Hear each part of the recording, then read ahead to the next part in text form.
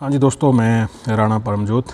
तरीक अज 27 फरवरी तो ਆਪਾਂ ਕਰਾਂਗੇ ਗੱਲਬਾਤ ਤੇ ਜਿਹੜਾ ਕਿਸਾਨ ਅੰਦੋਲਨ ਹੈ ਹੁਣ ਤੇ ਇਹਨੂੰ ਚੋਣਾਂ ਦੇ ਨਾਲ ਜੋੜਦੇ ਹਾਂ ਜੀ। ਇਹ ਜ਼ਰੂਰੀ ਹੈਗਾ ਕੰਮ। ਅਗਰ ਮੋਦੀ ਤੇ ਅਮਿਤ ਸ਼ਾਹ ਨੂੰ ਕਾਬੂ ਕਰਨਾ ਨਾ ਤੇ ਇਸ ਆਪਣੇ ਸਿਆਸੀ ਜਮਾਤ ਹੈ ਤੇ ਇਹ ਵੋਟਾਂ ਦੀ ਭਾਸ਼ਾ ਸਮਝਦੀ ਹੈ।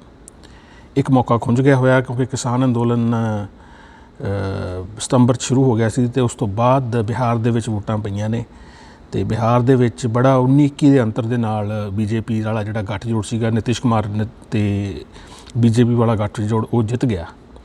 ਅਗਰ ਇਹ ਕਿਸਾਨ ਅੰਦੋਲਨ ਧਿਆਨ ਦਿੰਦਾ ਬਿਹਾਰ ਦੇ ਵਿੱਚ, ਬਿਹਾਰੀਆਂ ਦਾ ਪੰਜਾਬੀਆਂ ਦੇ ਨਾਲ ਖੈਰ ਕਾਫੀ ਗੂੜਾ ਰਿਲੇਸ਼ਨ ਵੀ ਆ। ਦਸਮ ਗੁਰੂ ਗੋਬਿੰਦ ਸਿੰਘ ਜੀ ਦਾ ਜਨਮ ਬਿਹਾਰ ਦੇ ਵਿੱਚ ਤੇ ਔਰ ਬਿਹਾਰ ਦੇ ਬਹੁਤ ਸਾਰੇ ਪ੍ਰਵਾਸੀ ਮਜ਼ਦੂਰ ਪੰਜਾਬ 'ਚ ਆ ਕੇ ਕੰਮ ਵੀ ਕਰਦੇ ਨੇ ਤੇ ਚੰਗੀ ਇੱਜ਼ਤ ਵੀ ਹੈ ਪੰਜਾਬੀਆਂ ਦੀ ਉਸ ਸੂਬੇ ਦੇ ਵਿੱਚ। ਟਰਾਂਸਪੋਰਟਰ ਵੀ ਆਪਣੇ ਹੈਗੇ ਨੇ ਤੇ ਅਗਰ ਇਹ ਉੱਥੇ ਪ੍ਰਚਾਰ ਕਰਦੇ ਤਾਂ ਕਾਫੀ ਹੱਦ ਤੱਕ ਅਗਰ ਹੋ ਸਕਦਾ ਸੀ ਬੀਜੇਪੀ ਨੂੰ ਢਾਹ ਲਿਆ ਜਾਂਦਾ ਉੱਥੇ। ਪਰ ਚਲੋ ਉਹ ਮੌਕਾ ਹੁਣ ਲੰਘ ਗਿਆ ਤੇ ਹੁਣ ਮੌਕਾ ਹੈਗਾ ਬੰਗਾਲ ਦਾ ਤੇ ਅਸਾਮ ਦਾ। ਚੋਣਾਂ ਅਨਾਊਂਸ ਹੋਈਆਂ ਨੇ ਕੱਲ੍ਹ ਪਰਸੋਂ ਹੀ ਹਲੇ ਤੇ ਪੂਰੀ ਗੁੰਡਾਗਰਦੀ ਕੀਤੀ ਹੈ ਚੋਣ ਕਮਿਸ਼ਨ ਨੇ ਜਦੋਂ ਚੋਣਾਂ ਅਨਾਊਂਸ ਕੀਤੀਆਂ ਨੇ। ਬੰਗਾਲ ਦੇ ਵਿੱਚ 8 ਪੜਾਵਾਂ ਦੇ ਵਿੱਚ ਚੋਣ ਆ ਤੇ ਅਸਾਮ ਦੇ ਵਿੱਚ 3 ਪੜਾਵਾਂ ਦੇ ਵਿੱਚ ਚੋਣ ਆ ਤੇ ਪਰ ਚਲੋ ਇਲੈਕਸ਼ਨ ਕਮਿਸ਼ਨ ਨੇ ਯਾਨੀ ਇਹ ਪੂਰਾ ਕਾਬੂ ਕੀਤਾ ਜੀ ਮੋਦੀ ਨੇ ਤੇ ਆਪਣੇ ਹਿਸਾਬ ਨਾਲ 8 ਪੜਾਅ ਅਗਰ ਦੇ ਵਿੱਚ ਚੋਣ ਹੋਣ ਜਾ ਰਹੀ ਹੈ ਕਿ ਕੋਈ ਐਮਰਜੈਂਸੀ ਲੱਗੀ ਹੋਈ ਆ ਕਿ ਯੁੱਧ ਲੱਗਿਆ ਹੋਇਆ ਬੰਗਾਲ ਦੇ ਵਿੱਚ ਵੀ ਤੁਸੀਂ ਛੋਟੇ ਹਿੱਸਿਆਂ 'ਚ ਚੋਣਾਂ ਕਰਾ ਰਹੇ ਹੋ। ਪਰ ਉਹ ਜਾਣਬੁੱਝ ਕੇ ਵੀ ਵੱਧ ਤੋਂ ਵੱਧ ਟਾਈਮ ਮਿਲੇ ਮਾਈਕਰੋ ਮੈਨੇਜਮੈਂਟ ਬੀਜੇਪੀ ਦੀ ਜਿਹਨੂੰ ਕਹਿੰਦੇ ਨੇ, ਵੱਧ ਤੋਂ ਵੱਧ ਮੋਦੀ ਨੂੰ, ਅਮਿਤ ਸ਼ਾਹ ਨੂੰ ਜਾਂ ਹੋਰ ਇਹਨਾਂ ਨੇ ਮੰਤਰੀ ਸੰਤਰੀ ਸਾਰੇ ਬਿਹਾਰ 'ਚ ਬਾੜੇ ਹੋਏ ਨੇ, ਬੰਗਾਲ ਦੇ ਵਿੱਚ। ਠੀਕ ਹੈ ਜੀ। ਪਰ ਉਹਦਾ ਇੱਕ ਫਾਇਦਾ ਇਹ ਹੈਗਾ ਅਗਰ ਕਿਸਾਨ ਜਥੇਬੰਦੀਆਂ ਐਵੇਂ 8 ਫੇਜ਼ ਦੇ ਵਿੱਚ ਪ੍ਰਚਾਰ ਕਰਨ ਕਿਉਂਕਿ ਉਨਾ ਹੀ ਟਾਈਮ ਕਿਸਾਨ ਜਥੇਬੰਦੀਆਂ ਨੂੰ ਵੀ ਵੱਧ ਮਿਲ ਜਾਂਦਾ ਹੈ ਅਗਰ ਜਾਣਾ ਚਾਹੁਣ ਤਾਂ। ਉਹ ਖਾਸ ਕਰਕੇ ਮੈਂ ਕਹੂੰਗਾ ਵੀ ਜਿਵੇਂ ਯੋਗਿੰਦਰ ਯਾਦਵ ਉਹਨਾਂ ਦੇ ਹੈਗੇ ਨੇ, ਮੇਰੇ ਖਿਆਲ ਸਹੁਰੇ ਉਹਨਾਂ ਦੇ ਬੰਗਾਲ 'ਚ ਨੇ ਤੇ ਬੰਗਾਲੀ ਲੈਂਗੁਏਜ ਜਾਣਦੇ ਵੀ ਹੋਣਗੇ ਤੇ ਉਹਨਾਂ ਨੂੰ ਚਾਹੀਦਾ ਹੈਗਾ ਬੰਗਾਲ ਦੇ ਵਿੱਚ ਇਨੀਸ਼ੀਏਟਿਵ ਲੈ ਕੇ। ਤੇ ਮੈਂ ਦੇਖ ਰਿਹਾ ਸੀਗਾ ਇਹਨਾਂ ਨੇ ਰਾਜਸਥਾਨ ਵਗੈਰਾ 'ਚ ਰੈਲੀ ਕੀਤੀ ਹੈ, ਹਰਿਆਣੇ 'ਚ ਹੋ ਰਹੀਆਂ ਨੇ, ਇਹ ਵੀ ਚੱਲਦੀਆਂ ਰਹਿਣ ਚਲੋ। ਪਰ ਮੇਨ ਫੋਕਸ ਤੁਹਾਡਾ ਇਸ ਵੇਲੇ ਬਿਹਾਰ, ਜਿਹੜਾ ਪੇਂਡੂ ਬਿਹਾਰ ਅਤੇ ਅਸਮੀ ਲੈਂਗੁਏਜ ਹੋਊਗੀ, ਲੋਕਲ ਜਿਹੜੀ ਵੀ ਲੈਂਗੁਏਜ ਹੈ ਉਹਦੇ ਵਿੱਚ ਮੀਨਸ ਅਗਰ ਤੁਸੀਂ ਜਾ ਕੇ ਪੰਚਾਇਤਾਂ ਦੇ ਵਿੱਚ ਪ੍ਰਚਾਰ ਕਰ ਸਕੋ ਬੀਜੇਪੀ ਦੇ ਖਿਲਾਫ। ਅਗਰ ਬੀਜੇਪੀ ਚੋਣ ਹਾਰਦੀ ਹੈ ਬੰਗਾਲ ਦੇ ਵਿੱਚ ਤਾਂ ਕਾਫੀ ਚਾਂਸ ਨੇ ਵੀ ਬੀਜੇਪੀ ਨਹੀਂ ਜਿੱਤਦੀ, ਹਾਲਾਂਕਿ ਵੋਟ ਕਾਫੀ ਲੈ ਜਾਣਗੇ, ਸੀਟਾਂ ਪਹਿਲਾਂ ਨਾਲੋਂ ਪਰਫੋਰਮੈਂਸ ਇਹਨਾਂ ਦੀ ਵਧੀਆ ਹੋ ਜੂਗੀ, ਬਟ ਸਟਿਲ ਕੋਈ ਬੀਜੇਪੀ ਨੇ ਕਸਰ ਨਹੀਂ ਛੱਡਣੀ। 8 ਦੇਖੋ ਇਹਨਾਂ ਨੇ ਹਿੱਸਿਆਂ ਦੇ ਵਿੱਚ ਚੋਣ ਕਰਵਾਈ ਆ ਉੱਥੇ 8 ਪੜਾਵਾਂ ਦੇ ਵਿੱਚ ਤੇ ਸਾਰੀ ਮਸ਼ੀਨਰੀ ਜਿਹੜੀ ਕੇਂਦਰ ਸਰਕਾਰ ਦੇ ਥੱਲੇ ਸਾਰੀ ਮਸ਼ੀਨਰੀ ਆ ਉਹਨੇ ਕੰਮ ਕਰਨਾ ਉੱਥੇ। ਠੀਕ ਹੈ ਜੀ। ਚੋਣ ਕਮਿਸ਼ਨ ਬੀਜੇਪੀ ਦੇ ਨਾਲ, ਮੈਂ ਅੱਜ ਇੱਕ ਵੀਰ ਦੀ ਪੋਸਟ ਪੜ੍ਹਦਾ ਸੀਗਾ ਵੀ ਚੋਣ ਕਮਿਸ਼ਨ ਬੀਜੇਪੀ ਦੇ ਨਾਲ, ਠੀਕ ਹੈ ਜੀ, 8 ਚੋਣ ਪੜਾਅ ਤੇ ਮੰਤਰੀ ਸੰਤਰੀ ਸਾਰੇ ਆਪਣੇ ਬੰਗਾਲ ਦੇ ਵਿੱਚ ਬੀਜੇਪੀ ਦੇ ਨਾਲ ਤੇ ਦੂਜੇ ਪਾਸੇ ਜਿਹੜੀ ਹੈਗੀ ਆ ਸਿਰਫ ਚੱਪਲਾਂ ਪਾ ਕੇ ਜਿਹੜੀ ਤੁਰੀ ਫਿਰਦੀ ਆ ਮਮਤਾ ਬੈਨਰਜੀ। ਖੈਰ ਬੜੀ ਸਟਰੋਂਗ ਲੇਡੀ ਹੈ ਜੀ, ਆਇਰਨ ਲੇਡੀ ਕਹਿ ਸਕਦੇ ਹੋ ਉਹਨੂੰ, ਜਿਹਨੇ ਕਾਮਰੇਡਾਂ ਦਾ 34-35 ਸਾਲ ਦਾ ਪਹਿਲਾਂ ਤਾਂ ਗੜ੍ਹ ਪੁੱਟਿਆ ਜੀ ਉੱਥੋਂ ਤੇ ਹੁਣ ਮੋਦੀ ਦੇ ਨਾਲੋਂ ਪੂਰਾ ਉੱਥੇ ਲੋਹਾ ਲੈ ਰਹੀ ਆ। ਠੀਕ ਹੈ ਜੀ। ਆਪਣੇ ਬੰਗਾਲ ਦੇ ਵਿੱਚ ਲਗਭਗ ਜਿਹੜੀਆਂ 70% ਸੀਟਾਂ ਨੇ ਉਹ ਹੈਗੀਆਂ ਨੇ ਪੇਂਡੂ ਸੀਟਾਂ। ਜਿਵੇਂ ਪੰਜਾਬ ਦੀਆਂ ਕਹਿ ਲਈਏ ਵੀ ਵਿਧਾਨ ਸਭਾ ਹਲਕਾ ਪੇਂਡੂ ਤੇ ਸ਼ਹਿਰੀ ਹਲਕੇ ਨੇ। ਸ਼ਹਿਰੀ ਹਲਕੇ ਲੁਧਿਆਣੇ ਦੇ ਹੋ ਗਏ, ਅੰਮ੍ਰਿਤਸਰ ਜਲੰਧਰ ਦੇ ਜਿਹੜੀਆਂ ਸ਼ਹਿਰ ਦੀਆਂ ਸੀਟਾਂ ਨੇ 6 ਲੁਧਿਆਣੇ ਦੀਆਂ ਤੇ ਬਾਕੀ ਥੋੜ੍ਹੇ ਬੜੇ ਵੱਡੇ ਸ਼ਹਿਰ ਨੇ ਉਹ ਇਕੱਲੀ ਸੀਟ ਆ ਜਾਂਦੀ ਹੈ, ਜਿਵੇਂ ਪਟਿਆਲਾ ਹੋ ਗਿਆ। ਪਰ ਜ਼ਿਆਦਾਤਰ ਸੀਟਾਂ ਪੰਜਾਬ ਦੇ ਵਿੱਚ ਵੀ ਜਿਹੜੀਆਂ ਹੈਗੀਆਂ ਨੇ ਉਹ ਪੇਂਡੂ ਨੇ। ਇਸੇ ਤਰ੍ਹਾਂ ਬੰਗਾਲ ਦੇ ਵਿੱਚ ਵੀ ਪੇਂਡੂ ਸੀਟਾਂ ਨੇ ਔਰ ਪੇਂਡੂ ਸੀਟਾਂ ਦੇ ਉੱਤੇ ਮਮਤਾ ਬੈਨਰਜੀ ਦੀ ਜਾਣੀ ਪਕੜ ਕਾਫੀ ਮਜ਼ਬੂਤ ਆ ਤੇ ਸ਼ਹਿਰਾਂ ਦੇ ਵਿੱਚ ਕੰਮ ਕਰਨ ਦੀ ਵੀ ਲੋੜ ਹੈਗੀ ਆ। ਉੱਥੇ ਜਿਹੜੇ ਵੱਡੇ ਸ਼ਹਿਰ ਨੇ, ਕਲਕੱਤਾ ਬਹੁਤ ਵੱਡਾ ਸ਼ਹਿਰ ਹੈ ਤੇ ਸ਼ਹਿਰਾਂ 'ਚ ਇਹਨਾਂ ਦੀ ਚੰਗੀ ਪ੍ਰੈਜ਼ੈਂਸ ਹੈ ਬੀਜੇਪੀ ਦੀ। ਅਤੇ ਸ਼ਹਿਰਾਂ ਦੇ ਵਿੱਚ ਜਿਹੜੀ ਹੈਗੀ ਆ ਤੇਲ ਦਾ ਵਧਿਆ ਹੋਇਆ ਭਾਅ ਬਹੁਤ ਵੱਡਾ ਮੁੱਦਾ ਆ, ਜਿਹਨੂੰ ਕਿ ਮੇਰੇ ਹਿਸਾਬ ਨਾਲ ਤਾਂ ਹੁਣ ਤੱਕ ਸਾਰਾ ਮੁਲਕ ਹੀ ਸੜਕਾਂ 'ਤੇ ਆ ਜਾਣਾ ਚਾਹੀਦਾ ਸੀਗਾ ਪਰ ਨਹੀਂ ਆਇਆ। ਜਿਹੜਾ ਤੁਹਾਡਾ ਮਿਡਲ ਕਲਾਸ ਆ ਨਾ ਬੈਠੇ ਆਰਾਮ ਨਾਲ ਇੰਜੋਏ ਕਰ ਰਹੀ ਆ, ਜ਼ਿਆਦਾ ਉਹਨੂੰ ਫਰਕ ਨਹੀਂ ਪੈਂਦਾ। ਅਤੇ ਬਈ ਤੇਲ ਦੇ ਭਾਅ ਇੰਨੇ ਵੱਧ ਗਏ ਹੋਏ ਨੇ, ਓਵਰਆਲ ਇਕੋਨਮੀ ਦਾ ਮਾੜਾ ਹਾਲ ਆ, ਚੀਜ਼ਾਂ ਮਹਿੰਗੀਆਂ ਹੋ ਰਹੀਆਂ ਨੇ, ਹੋਰ ਚੀਜ਼ਾਂ ਵੀ। ਤੇਲ ਮਹਿੰਗਾ ਹੋ ਗਿਆ ਮੀਨਸ ਤੁਹਾਡਾ ਖਾਣਾ ਪੀਣਾ, ਗਰੋਸਰੀ, ਰਾਸ਼ਨ, ਜਿੰਨੀਆਂ ਵੀ ਚੀਜ਼ਾਂ ਇੱਕ ਜਗ੍ਹਾ ਤੋਂ ਚੱਲ ਕੇ ਦੂਜੀ ਜਗ੍ਹਾ 'ਤੇ ਆਉਂਦੀਆਂ ਨੇ ਉਹਨਾਂ ਨੇ ਮਹਿੰਗਾ ਹੋਣਾ ਹੀ ਹੋਣਾ ਹੈ। ਵਿਚਾਲੇ ਜਿਹੜਾ ਬੈਠਾ ਆ ਮਿਡਲਮੈਨ ਉਹ ਅਲੱਗ, ਉਹਦੀਆਂ ਮੌਜਾਂ ਲੱਗੀਆਂ ਨੇ। ਪਰ ਕੋਈ ਇਹਦਾ ਬਾਹਲਾ ਫਰਕ ਨਹੀਂ ਪੈਂਦਾ ਦੁਨੀਆ ਨੂੰ। ਬਟ ਘੱਟੋ ਘੱਟ ਬੰਗਾਲ ਦੇ ਵਿੱਚ ਅਗਰ ਇਹਨੂੰ ਕਾਬੂ ਕੀਤਾ ਜਾ ਸਕਦਾ ਆ, ਇੱਕ ਤੇਲ ਦੀਆਂ ਕੀਮਤਾਂ ਤੋਂ ਸ਼ਹਿਰਾਂ ਦੇ ਵਿੱਚ ਅਤੇ ਪਿੰਡਾਂ ਦੇ ਵਿੱਚ ਵੀ, ਪਰ ਸ਼ਹਿਰਾਂ 'ਚ ਖਾਸ ਕਰਕੇ ਤੇ ਸੈਕੰਡਲੀ ਜਿਹੜਾ ਅਸੈਂਸ਼ੀਅਲ ਕੋਮੋਡਿਟੀ ਐਕਟ ਆ ਉਹਦੀ ਗੱਲ ਹੋਈ ਹੀ ਨਹੀਂ ਹੈਗੀ। 3 ਕਾਨੂੰਨ ਮੋਦੀ ਨੇ ਪਾਸ ਕੀਤੇ ਨੇ, 2 ਨਵੇਂ ਬਣਾਏ ਨੇ ਖੇਤੀ ਉਹ ਜਿਹੜੇ ਕਿ ਖੇਤੀਬਾੜੀ ਨਾਲ ਜੁੜੇ ਹੋਏ ਨੇ। ਇੱਕ ਮੈਂ ਉਹਦੀ ਅਗਰ ਛੇਤੀ ਵਿਆਖਿਆ ਕਰਾਂ ਤਾਂ ਇੱਕ ਹੈਗਾ ਵੀ ਤੁਸੀਂ ਜਿਹੜੀਆਂ ਮੰਡੀਆਂ ਜਿਵੇਂ ਪੰਜਾਬ 'ਚ ਮੰਡੀਆਂ ਨੇ, ਮੰਡੀਆਂ ਤੋਂ ਬਾਹਰ ਵੀ ਤੁਸੀਂ ਆਪਣੀ ਫਸਲ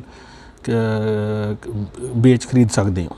ਵੀ ਕਿਸਾਨ ਵੇਚੂਗਾ ਅਤੇ ਖਰੀਦਦਾਰ ਵਪਾਰੀ ਖਰੀਦੂਗਾ। ਅੱਗੇ ਇਹ ਕਾਨੂੰਨ ਨਹੀਂ ਸੀਗਾ। ਕਾਨੂੰਨ ਸੀਗਾ ਵੀ ਮੰਡੀਆਂ ਤੋਂ ਬਿਨਾਂ ਇਹ ਖਰੀਦੋ ਫਰੋਖਤ ਗੈਰ ਕਾਨੂੰਨੀ ਆ।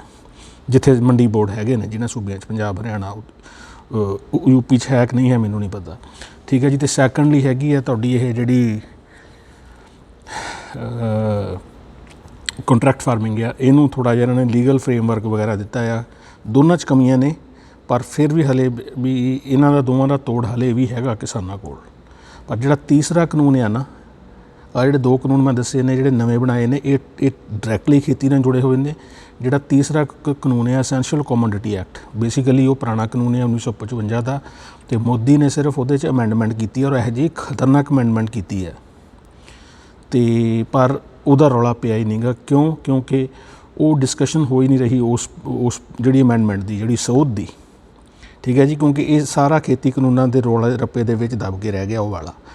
ਇਹ ਚੀਜ਼ ਅਗਰ ਤੁਸੀਂ ਐਕਸਪਲੇਨ ਕਰਤੀ ਨਾ ਇੰਡੀਆ ਦੇ ਆਮ ਨਾਗਰਿਕ ਨੂੰ, ਅਸੈਂਸ਼ੀਅਲ ਕੋਮੋਡਿਟੀ ਐਕਟ, ਜਿਵੇਂ ਕਿਸਾਨ ਬੈਠੇ ਨੇ ਨਾ ਅੱਜ ਸੜਕਾਂ ਉੱਤੇ ਟ੍ਰੇਨਾਂ ਘੇਰ ਕੇ, ਉੱਦਾਂ ਹੀ ਬਾਕੀ ਸੂਬਿਆਂ 'ਚ ਵੀ ਲੋਕ ਘੇਰ ਕੇ ਬਹਿ ਜਾਣਗੇ। ਕਿਉਂਕਿ ਇਹ ਹਲੇ ਲਾਗੂ ਹੋਇਆ ਨਹੀਂ ਗਾ ਇਹ ਕਾਨੂੰਨ।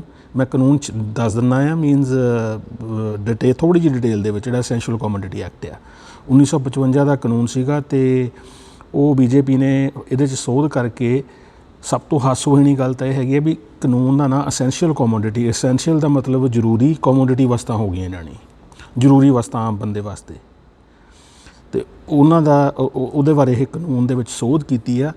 ਹਾਸੋਹੀਣੀ ਗੱਲ ਇਹ ਵੀ ਚੀਜ਼ਾਂ ਅਸੈਂਸ਼ੀਅਲ ਨੇ, ਜ਼ਰੂਰੀ ਨੇ ਆਮ ਬੰਦੇ ਵਾਸਤੇ, ਠੀਕ ਹੈ ਜੀ। ਪਰ ਜਿਹੜਾ ਹੈਗਾ ਡੀਰੈਗੂਲੇਟ ਕਰਤਾ ਸਰਕਾਰ ਨੇ, ਆਪਣਾ ਕੰਟਰੋਲ ਇਹਨਾਂ ਜ਼ਰੂਰੀ ਵਸਤਾਂ ਤੋਂ ਚੁੱਕ ਲਿਆ।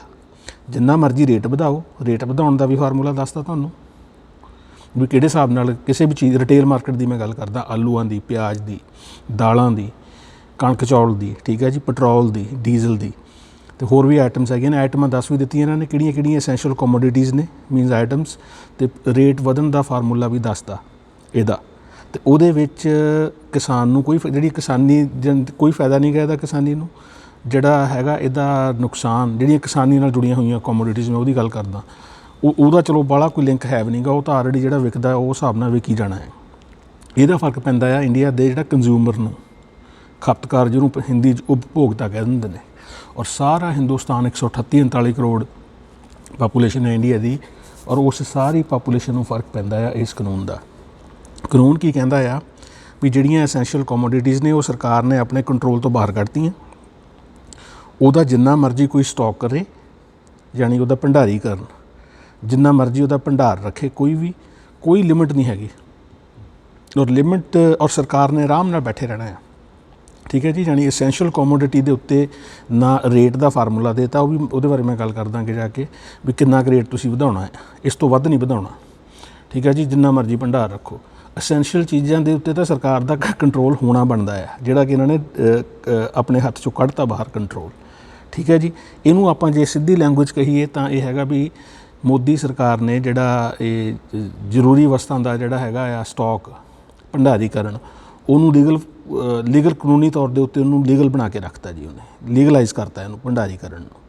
ਹੁਣ ਉਹਦਾ ਤਰੀਕਾ ਕੀ ਹੈਗਾ ਆ, ਜਿਹੜਾ ਫਾਰਮੂਲਾ ਵੀ ਸਰਕਾਰ ਨੇ ਰੇਡ ਕਦੋਂ ਮਾਰਨੀ ਹੈ। ਸਰਕਾਰ ਨੇ ਅੱਗੇ ਹੁਣ ਸੀਗਾ ਵੀ ਜਦੋਂ ਆਈਟਮਾਂ ਦੇ ਕਿਸੇ ਵੀ ਚੀਜ਼ ਦੇ ਭਾਅ ਵੱਧਦੇ ਸੀਗੇ, ਪਿਆਜ਼ ਦੀ ਐਗਜ਼ਾਮਪਲ ਲਾ ਲਈਏ, ਦਿੱਲੀ 'ਚ ਸਰਕਾਰਾਂ ਵੀ ਡਿੱਗੀਆਂ ਨੇ, ਇੱਥੇ ਇੰਡੀਆ ਦੇ ਵਿੱਚ ਦਿੱਲੀ 'ਚ ਪਿਆਜ਼ਾਂ ਕਰਕੇ ਵੀ ਮਹਿੰਗਾ ਹੋ ਗਿਆ।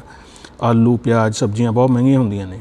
ਅਤੇ ਹੁਣ ਇਹਨਾਂ ਨੇ ਕੀ ਫਾਰਮੂਲਾ ਦੇ ਦਿੱਤਾ ਵੀ ਜਿਵੇਂ ਫਰਜ਼ ਕਰੋ ਅੱਜ ਤਰੀਕ ਹੈਗੀ ਹੈ 27 ਫਰਵਰੀ।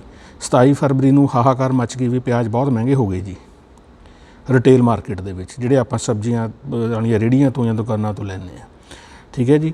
ਅੱਜ 27 ਮਾਰਚ ਨੂੰ ਹਾਹਾਕਾਰ ਮੱਚਣੀ ਸ਼ੁਰੂ ਹੋ ਗਈ ਜਾਣੀ, ਅਤੇ ਕਰਦੇ ਪਿਆਜ਼ ਦਾ ਭਾਅ ਪਹੁੰਚ ਗਿਆ 80 ਰੁਪਏ ਕਿੱਲੋ। ਅਤੇ ਅੱਜ ਤੋਂ 10 ਦਿਨ ਪਹਿਲਾਂ ਸੀਗਾ ਪਿਆਜ਼ ਦਾ ਭਾਅ 50 ਰੁਪਏ ਕਿੱਲੋ ਮਾਰਕੀਟ 'ਚ, ਜਾਂ 30 ਰੁਪਏ ਕਿੱਲੋ ਸੀਗਾ, 60 ਰੁਪਏ ਕਿੱਲੋ ਹੋ ਗਿਆ ਅੱਜ। ਤਾਂ ਠੀਕ ਹੈ ਜੀ। ਸਰਕਾਰ ਨੇ ਜਿਹੜਾ ਫਾਰਮੂਲਾ ਦਿੱਤਾ ਆ, ਜਿਹੜਾ ਇਹ ਕਾਨੂੰਨ ਬਣਾ ਤਾ, ਉਹਨੇ ਜਿਹੜੀ ਇਹ ਦਵਾਈ ਪੈ ਰਹੀ ਆ, ਉਹਦਾ ਫਾਰਮੂਲਾ ਇਹ ਦੱਸਿਆ ਵੀ ਪਿਛਲੇ ਸਾਲ पूरे 1 साल पहला वो प्याज की कीमत की सीगी, ठीक है जी। अगर पिछले कह लो 15-20 दिनों के प्याज की कीमत आसमानी चढ़ गई, ऑल ऑफ ए सडन 30 तो 60 हो गई, अज 60 हो गई। 27 तरीक नूं हाहाकार मची तो सरकार ने की देखना जिहड़ा पिछले साल का भाव सीगा इस तरीक का, ठीक है जी, वो अगर 31 रुपये किलो होया या फर्ज कर लो 35 रुपये किलो होया तो सरकार ने अज 60 आ, पिछले साल 35 सीगा तो सरकार ने कोई एक्शन नहीं लेना। क्यों? क्योंकि पिछले साल अगर 35 सीगा तो अज उस दिन अगर भाव होऊगा ना 70, 35 दूना 70, तो सरकार ने रेडां मारनियां शुरू करनियां ने। तो यदा मतलब की हो गया, जिहड़ा स्टॉक जमा करने वाला बंदा आ वो 70 की बजाय अगर 65 कर दे खाम खाएँ। एक तो होंदा ना वाकई किल्लत हो गई प्याज की, मीह पै गया, फसल बर्बाद हो गई, कोई बीमारी पै गई, पर वो बिना किसी कारण तो भी यदा भाव वधा सकता है। जिन्नियां भी एसेंशियल कमोडिटीज़ ने कितना वधाउणा आ, पिछले साल के भाव नालों दुगना नहीं करना। वो दुगना ना करके मीनस तुसीं रुपया एक घटा लिओ, 65 रुपये 67 रुपये 68 बेच लो, 69 बेच लो, एक घट 70, तो यू आर सेफ, ठीक है जी। तो जदों छापा पैना है तुहानूं फार्मूला दसता भी हुण छापा पैण वाला हैगा आ। वैसे छापे की नौबत आउणी नहीं गी, यानी रेट जिहड़ी गवर्नमेंट की हैगी है, क्योंकि तुसीं उह तों अगे जाने नहीं देना। हुण इहदे नाल की होना आ, इह साल का भाव खाम खाई वधा लिया ਵਪਾਰੀਆਂ ने, रिटेल वालिਆਂ ने भी तो होलसेल वालिਆਂ ने भी। पिछले साल के हिसाब नाल अज का भाव डूडा ना होया, पौने 2 गुणा हो गया। हुण जिहड़ा इह साल का भाव आ, इहने अगले साल के भाव दे जिहड़ा रेट हैगा आ उन्हें तय करना भी कदों सरकार ने छापा मारना है। 30 वाली चीज़ इह साल हो गई, एवरेज भाव 60 हो गया, नहीं 60 का तो मतलब उत्थे रेट पै जानी है, 55 ला लीए, ठीक है। इह साल तुसीं जानी 55-50 के नेड़े लै आओ, तो अगले साल अगर तुसीं 50 का 100 भी कर दोगे भाव, तो 100 तो 2-4 रुपये घटा दिओ, रुपया एक घटा दिओ, 99 कर दो, 95 कर दो, तो तुहाडे ते रेट नहीं पैनी। तो अगले साल का जिहड़ा भाव आ वो लगभग एवरेज 90 रुपये हो गया, तो वो तो अगले साल का 180 तक चला जाना काम। ये फार्मूला आ। हुण मैं चलो हिंदी च गलबात हुंदी नहीं, मैं ट्राई तो कीती सीगी। सो ये जिहड़े शहरी अर्बन लोकां नूं इस गल तो जगाउण दी बहुत ज़्यादा लोड़ हैगी है। चलो एसेंशियल कमोडिटी एक्ट की गल ज़्यादा हो गई। सब तो वध खतरनाक आ भंडारीकरण जिहड़ा हैगा, आपां स्टॉकिंग इहदी कमोडिटीज़ दी, तो ये बारे लोगों को अगर अवेयर करिए तो प्लस जिहड़े ये किसान जथेबंदियां ने ये थोड़ा जिहा प्लैन करन अगर बंगाल दे विच ते आसाम दे विच जाके प्रचार करन दी, तो काफ़ी फर्क पै सकता है। खास करके आसाम दे, बंगाल दे विच तां लग रही है वो जित जूगी ममता बनर्जी, बट स्टिल दोवां सूबे जोर ला दिओ। अगले 8 फेज़, जिवें 8 फेज़ दे विच चोण हैगी आ बंगाल दे विच, ते 3 फेज़ दे विच हैगी आ आसाम दे विच। गुंडागर्दी देखो पिछली वारी 6 फेज़ दे विच 6 पड़ावां सीगी आसाम दे विच, ते सॉरी बंगाल दे विच, ते आसाम दे विच 2 पड़ावां सीगी, हुण वो 3 करती, क्योंकि बीजेपी ने उत्थे 5 साल राज किया है। बीजेपी के खिलाफ माहौल उत्थे हैगा आ, ते इस करके टाइम उन्होंने वध चाहिदा, होर भी मोदी जाके उत्थे गप्पा मारे, जुमले छड्डे, इस करके 3 पड़ा करते। ओके दोस्तों, बहुत बहुत धन्यवाद।